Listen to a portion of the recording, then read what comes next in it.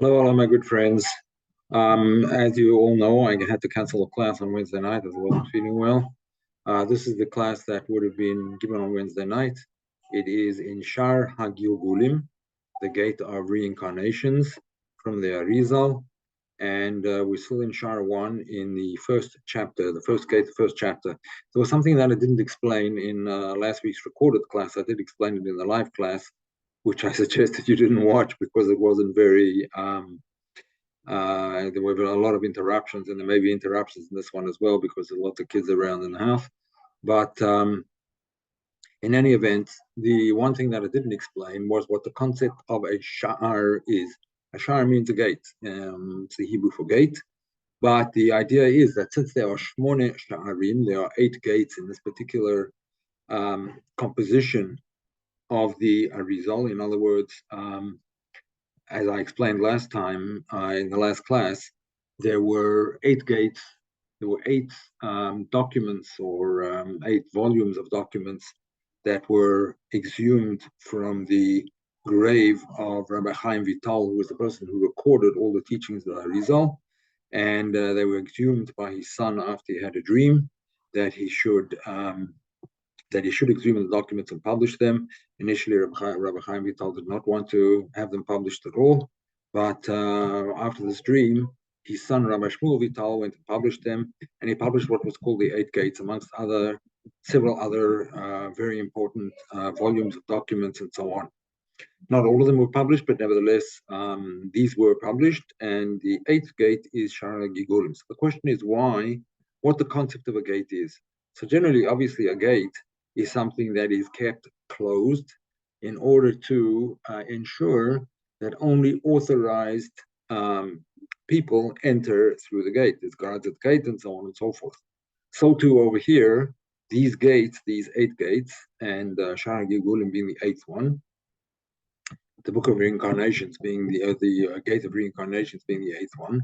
So the gate is guarded. Now, it's not guarded in the sense that you would normally understand it's guarded by forces of one sort or another, although that could also be true. But nevertheless, it's guarded by the inability to understand things until they're properly explained. So what guards the gate, in other words, is one's ability to access the information. And much of the information is written in a very cryptic way.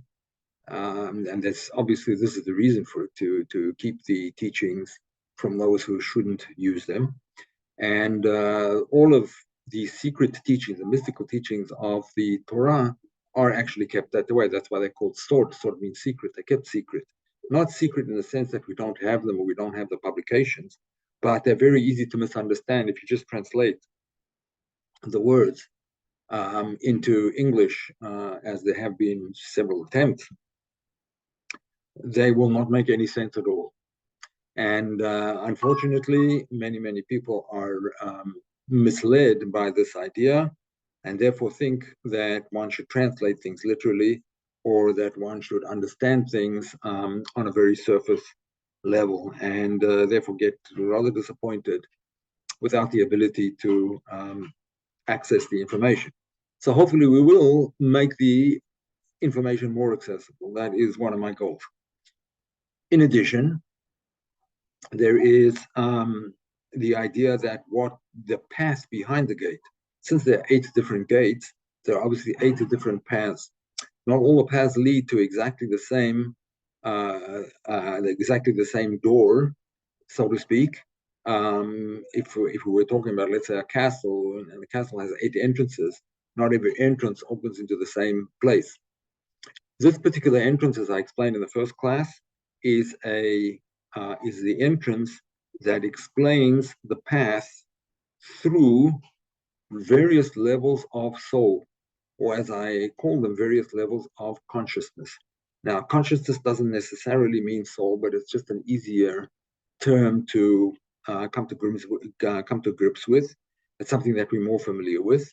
But we also explained in the last class that there are 5 different levels of soul, 5 different levels of consciousness, and we're going to continue explaining those levels of soul and how they correspond to the various levels of creation called the world, or the various planes of reality called the 5 worlds. So there's 5 levels of consciousness, 5 levels of soul, and 5 worlds. We will also find out that the highest level of consciousness actually transcends even the highest world. And we will explain that as we continue. I'm just going to pause this recording for a minute while I get up the documents that I need. Okay, as we mentioned, this is Shaar Hagilgulim, the first chapter. Now, I'm going to read the Hebrew and then translate it, and then explain it. V'noida, as we know, ki ha'adam makasher kol dalet olamas abiyah, that man binds together all of the 4 worlds, the 4 planes of reality, called briefly in the abbreviation Abiyah. Abiyah stands for Atzilut, Beria, Yetzira, and Asiya. So man binds together all of the worlds. What does that mean, that he binds together all of the worlds? Basically, that means that his consciousness is in each of the worlds. And as we know from very modern scientific inquiry, the consciousness of something gives it its reality. So the consciousness of the world actually is what gives them their reality to a very large extent. Yes, it is true that the world exists without the consciousness of one particular individual, but they certainly do not exist without divine consciousness, without, so to speak, God consciousness of them creating them and so on. But nevertheless, the worlds don't exist for us unless we are conscious of them. And obviously, the levels of consciousness, the levels of soul, corresponding to each of the worlds, are something that has to be acquired. They're given to us in potential, but they're not given to us in actuality. We have to work on them. We have to earn them, so to speak. And he goes on to explain. And therefore it is important, therefore it is important that in man, there are parts of all 4 of the worlds. All 4 of the worlds are found within a person. In other words, all 4 of the worlds, starting with Atzilut, Bria, Yetzira, and Asiya, are found within the person. Meaning to say that they affect the person. Although the world of Atzilut is somewhat transcendent, it is not completely transcendent. I'll explain that a little bit later on. Whereas the other 3 worlds, the world corresponding to Bria, Yetzira, and Asiya, and the 3 levels of consciousness, 3 levels of soul, called Neshama, Ruach, and Nefesh, from top to bottom, those levels are immanent rather than transcendent, as I explained in the last class. And each of these parts, of each of these sections, each one of them, is called one of the 4 names and iskarim that we mentioned previously, that these are called Nefesh, Ruach, Neshama, Chaya, Yechida, Kmoshizbar, as we will explain.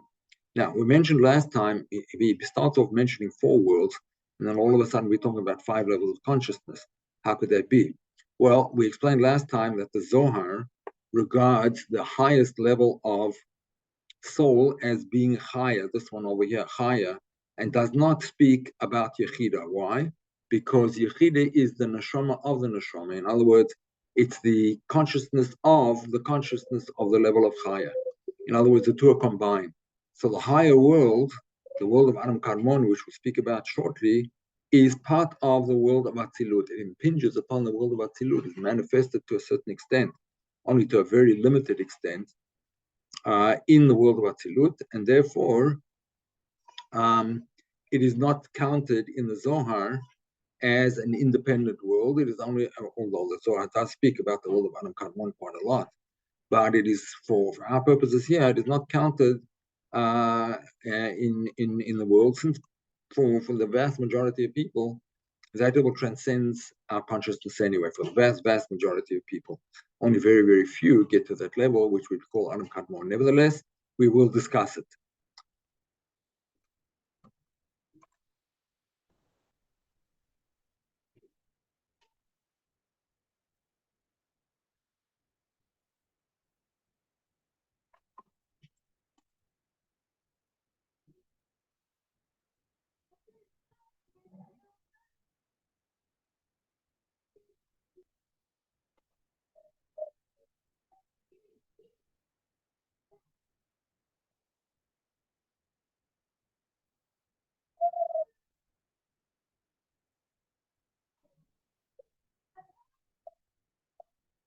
Oh, I'm sorry. I thought I'd stopped the screen sharing over here, so there is going to be a gap. I did stop the screen sharing. I don't know what happened, but we are continuing recording now, and you will see a document where the five worlds are mentioned over here. The highest world, Amun Kadmon, the world of Atzilut, the world of Bria, the world of Yetzira, and finally the world of Asiya.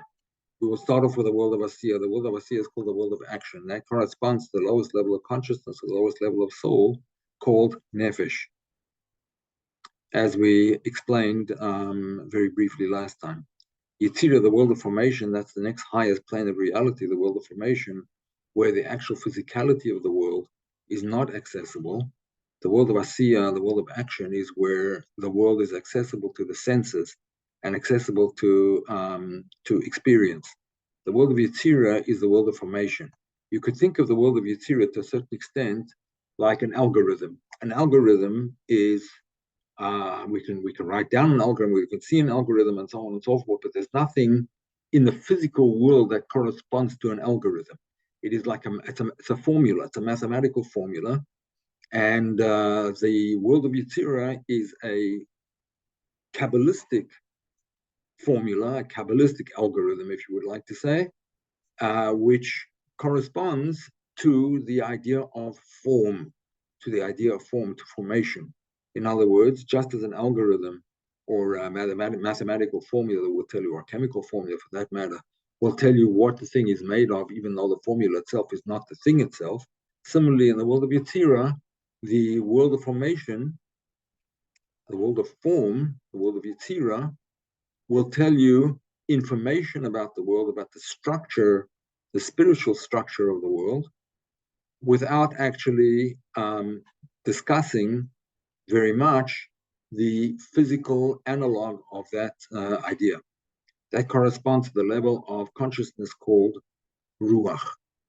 The next level up, called the world of Bria, is the world of creation, or the world of being, the world of coming into being. That is the world where things are created ex nihilo. When we say ex nihilo, that means out of nothing. The world of Atzilut is regarded as a world of nothing, a world of nothingness. It's not a world in which there's any dimensions which we could possibly recognize. And therefore, the world of Bria is the world of coming into being. It's like the spark of life, so to speak. If we could perhaps give an analog or a metaphor for such a thing, just imagine that a spark of a battery all of a sudden starts the car. That spark of battery is very, very from a battery is very, very different from the car itself. The car that's running, the structure of the car and the actual physicality of the car would be correspond to the worlds of Asiya and Yetzirah.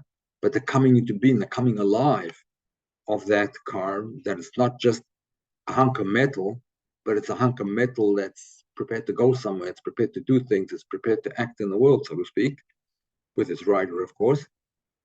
That would correspond, in a sense, to the world of creation. It's the spark of life. That's where the world of Bria is, and that corresponds to the concept of neshama, as we see in the diagram over here.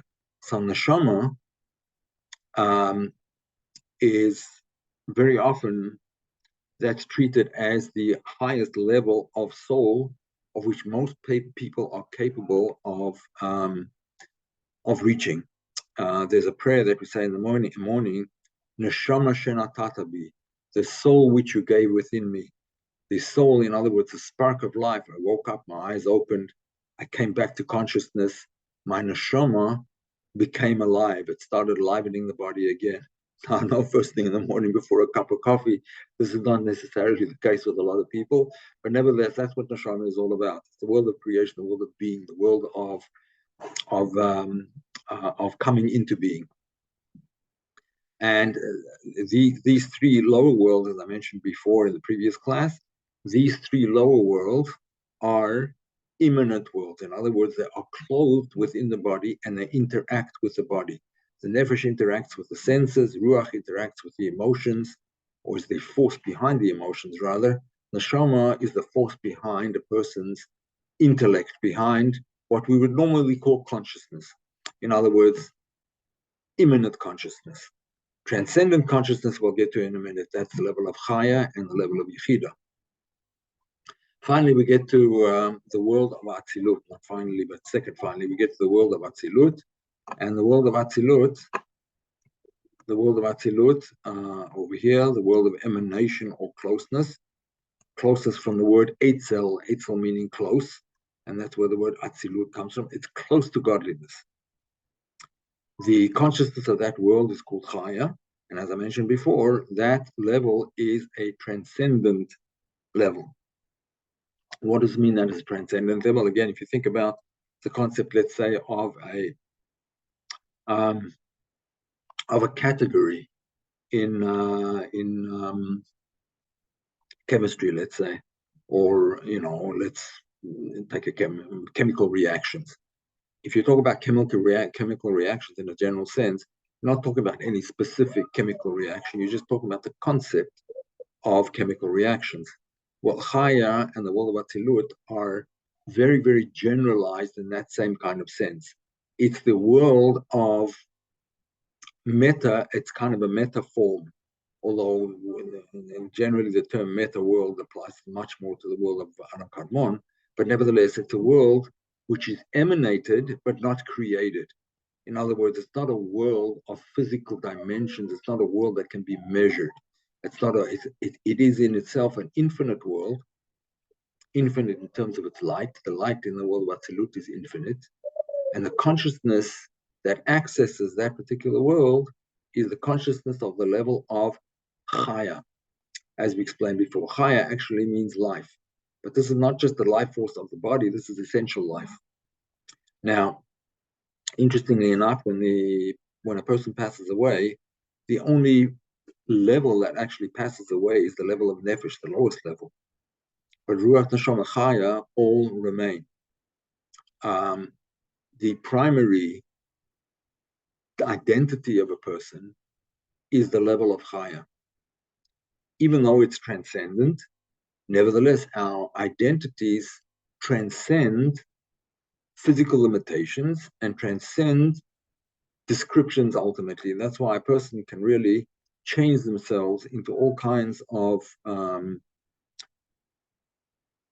much more positive formations than they have experienced until now. In other words, Chaya gives a person the potential to be able to manifest a much higher plane of reality, much higher level of consciousness of the soul, and a much higher level of interaction with the world of infinity, with the world of Atzilut. We then go to the highest level of world, which is called Adam Kadmon, the primordial world, or Ak for short. It's a meta world, it's a world of potential. It's a world that doesn't exist in the normal parameters or definitions of human beings. In other words, it's a world which essentially transcends our ability to understand. I explained previously in the previous class that the consciousness of the world of Yechida is God consciousness. It's consciousness which transcends the self completely. It's conscious of God, it's not conscious of itself. Why? Because there is no self when it comes to that particular level. The self is being absorbed into godliness. That would be Adam Kadmon, the primordial world, and that is the highest level of soul, the level of Yechida. About Yechida, it says Yechida leyachtach. Yechida, which means oneness, to unify you. In other words, to be unified with you. That level of soul is in fact always unified. It's always God conscious, only that consciousness doesn't seep through into our mental consciousness, into our awareness, into our aware consciousness. It's at such a deep level of consciousness, it's always connected, and yet it is not manifested for the vast majority of people within their awareness. In order to be manifested, a tremendous amount of work needs to be done. And very few people actually manage to succeed in achieving this during their lifetimes. After the soul passes on, in fact, it does achieve that, once again, that awareness, which started off with actually, it achieves once again that awareness of the closeness, or rather the unification with divinity.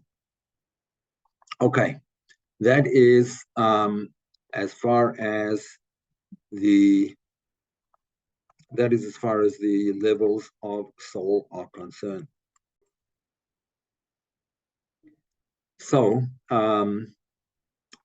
we continue now with the Shaar Hagilgulim, and he says like this. Oops, here we are.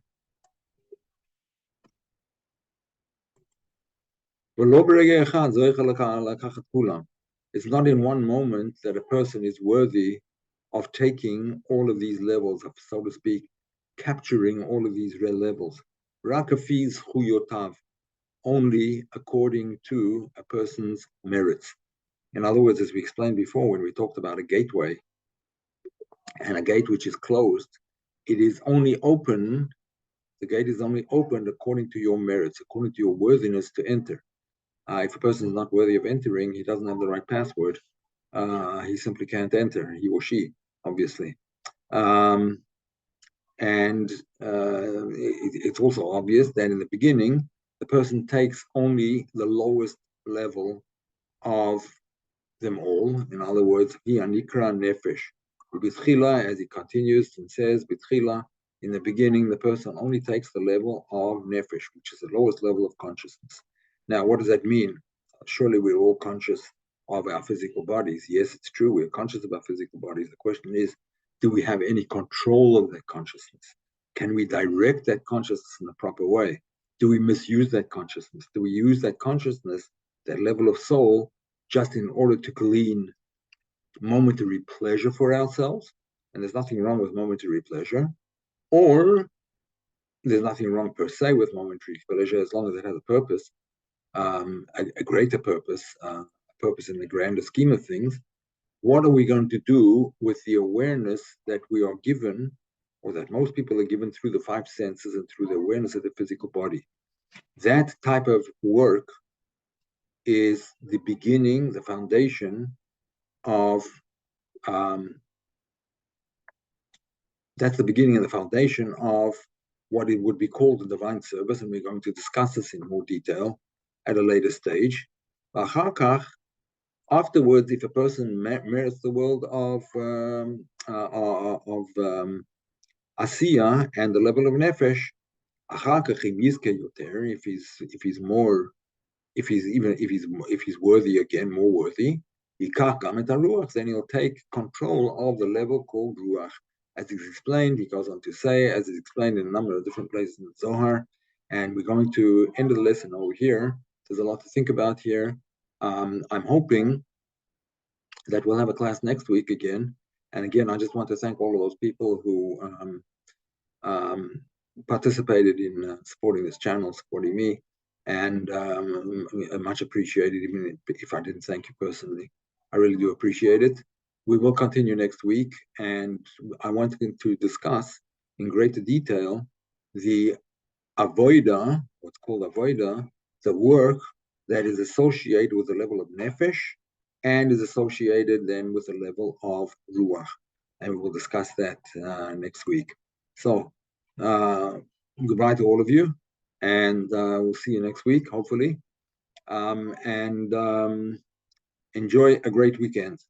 Thank you very much. All the best. Shabbat shalom to those who are Jewish, religious, and so on. All the best.